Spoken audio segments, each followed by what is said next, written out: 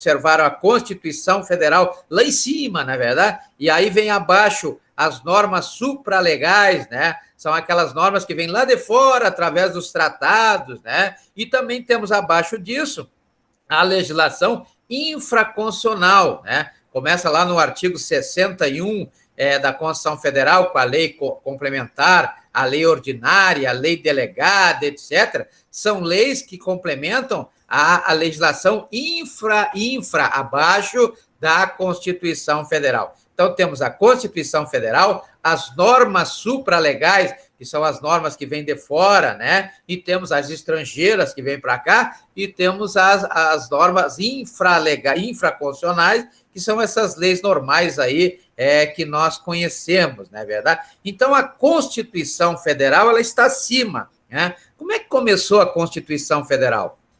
Como é que a Constituição Federal surgiu? Qual é o papel da Constituição Federal? Para que serve a Constituição Federal?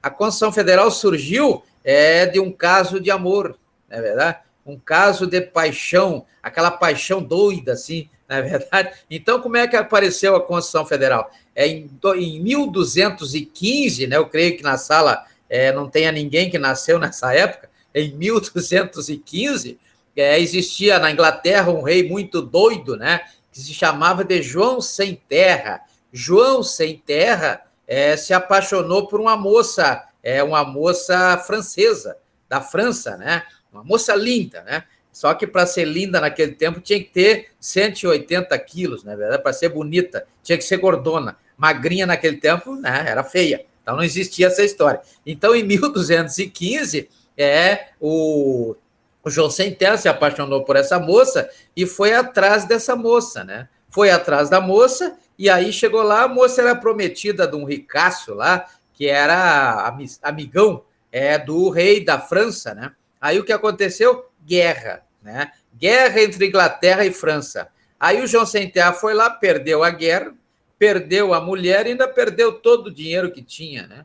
Aí quando ele voltou para a Inglaterra, ele começou a tributar as pessoas, né? Como tributar, cobrar 10 galinhas para o filho ver a mãe, né? 8 vacas para o esposo ver a esposa. Então começou a tributar as pessoas, né? E aí o que aconteceu, como em todo o país, né? Como em todo o país, olha o que eu estou falando, quem manda não é o chefe, não é embora naquele tempo o rei fosse aquela pessoa que tivesse o poder de tudo, da vida das pessoas, era extremamente absolutista, né? Fazia o que bem entendia, quem mandava mesmo de verdade, né? E coincidências à parte, era quem tinha dinheiro, né? Verdade? Quem tinha grana. Então, se juntaram lá os ricaços da época e resolveram fazer uma carta com 40 cláusulas, chamada de Carta Magna, né? Então, a Carta Magna é aquela lá de 1215, né? Hoje se usa essa expressão Carta Magna mais para charme, né? Porque não existe isso, é Constituição Federal. Então não tem essa história de Carta Magna, lei maior, né? Lei maior se fosse uma lei que cobrisse o Brasil inteiro. Então não existe, isso aí é coisa de doutrinador aí para ficar trocando, para não ficar muito repetitivo, toda hora falar em Constituição Federal, então ele vai trocando os termos, né? Então vejam que a Constituição ela apareceu como uma carta com 40 condições, né?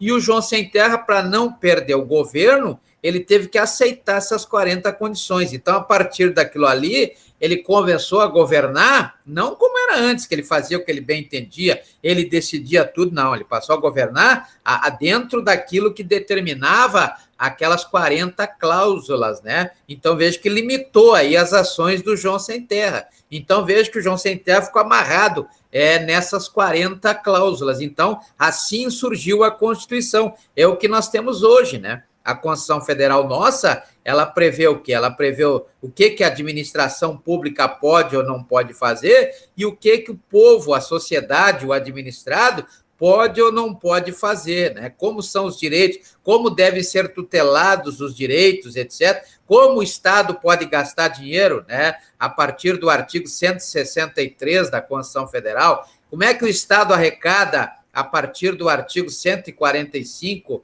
da Constituição Federal, né? Como é que acontece o sistema liberal, onde o Estado deve ser um Estado pequenininho e cuidar só da saúde, da segurança e da educação, como prevê o artigo 170 da Constituição Federal, né? Então, a Constituição Federal é dividida em livros, né? Então, lá no artigo 170, por exemplo, nós temos uma Constituição econômica e financeira. Então, a Constituição Federal, não sei se os senhores já perceberam, já manusearam a Constituição Federal, são várias constituições dentro de uma Constituição Federal. Então, nós temos vários, é como a Bíblia, né? A Bíblia tem vários livros, né? E aí, cada livro, a pessoa tem que fazer uma leitura de cada livro para entender toda a Constituição, a Bíblia, né? E aqui nós temos na Constituição Federal a mesma coisa. Cada livro tem um assunto a ser tratado, e esse assunto vai, no geral, vai determinar o que é a Constituição Federal. Então, veja que a Constituição ela surgiu de um caso de amor, né?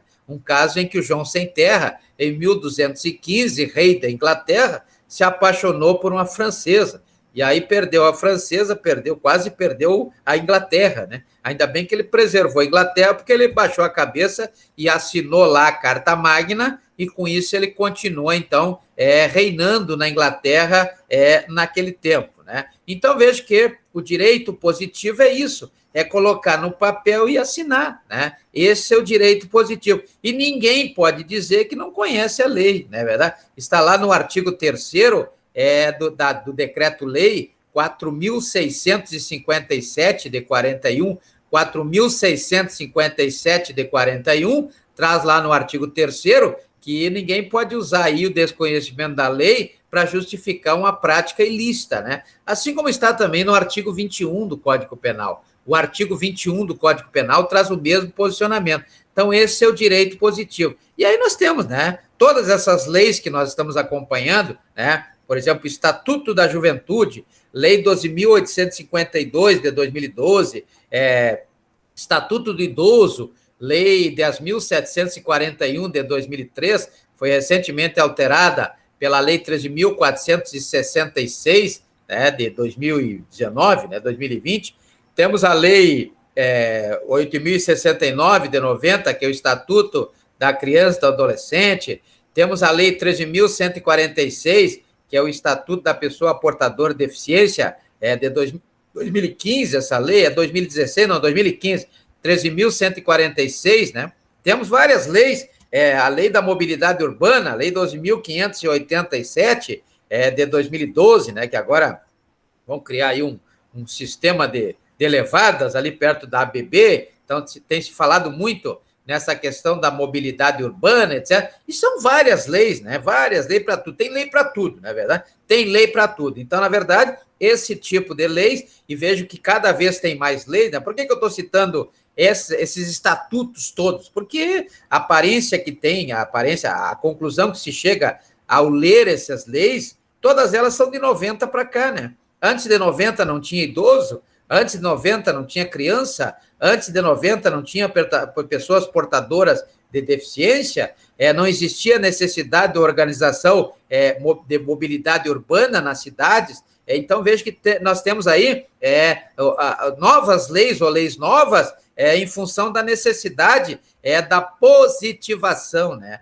A positivação é uma forma do Estado de impor à sociedade um conjunto de regras que antes não precisava ter lei, porque nós tínhamos a clara e precisa distinção entre quando terminava o meu direito e começava o direito dos outros, né? Como definiu o Piano lá no direito romano. Então, o meu direito terminava aonde começava o direito dos outros. Mas hoje, devido aí uma deficiência ou uma ineficiência do Estado em relação à educação, em relação à cultura, segundo Baldi, né, nós estamos aí vivendo um mundo líquido. O que é o mundo líquido? Imagine jogar um copo d'água no chão, não tem como dizer aquela água vai para ali, ela vai até onde não encontrar obstáculo, né? É assim que a sociedade está agindo. Então, o direito ele está sendo usado como tentativa de impor